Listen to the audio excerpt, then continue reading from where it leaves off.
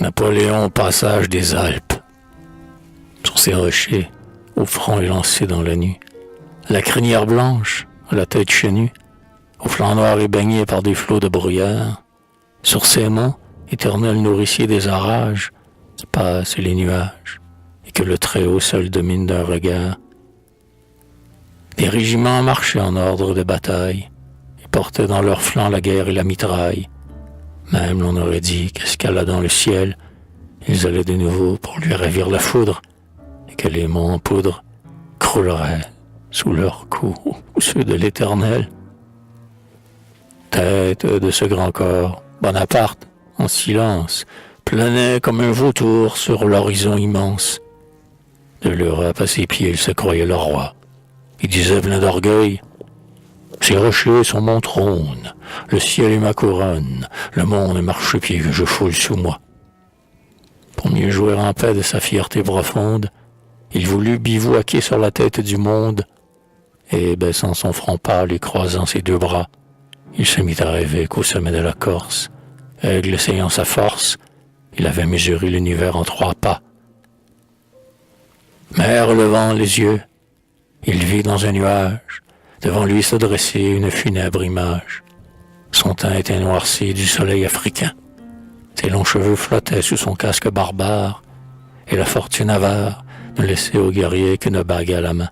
« Salut, noble soldat », dit le pâle fantôme. « Du monde comme toi, j'allais faire un royaume. Attaquant un colosse avec des bras d'airain, j'ai branlé fortement les entrailles de Rome, et j'étais le seul homme qui regarda de front le peuple souverain. Ces monts couverts de neige, au flanc dépouillés d'herbe, ont, sous mes pieds vainqueurs, courbé leurs fronts superbes. Les rochers devant moi dissolvaient leurs glaçons. Le ciel, entre mes mains, avait mis son tonnerre. Mes pas troublaient la terre. Mon regard gouvernait et changeait les saisons. D'un peuple de marchands, j'avais fait une armée. Le monde était étroit pour notre renommée. Rome vit sous ses murs flotter nos étendards, mais arrêté tout court par la haine publique, comme un lion d'Afrique. Sur ma proie, en lâchant, j'ai tourné mes regards. Insupportable aux grands par ma grandeur passée, ma main les a vengés de leur gloire effacée. Oh, toi qui vas tenter le destin des combats, si tu te crois un dieu pour vaincre dans la lutte, souviens-toi de ma chute. Monter plus haut, un jour tu dois tomber plus bas. Alors il disparaît dans son nuage sombre, et Bonaparte voit s'approcher une autre ombre. L'orgueil romain brillait dans son œil menaçant. Il tenait dans ses mains les chaînes populaires.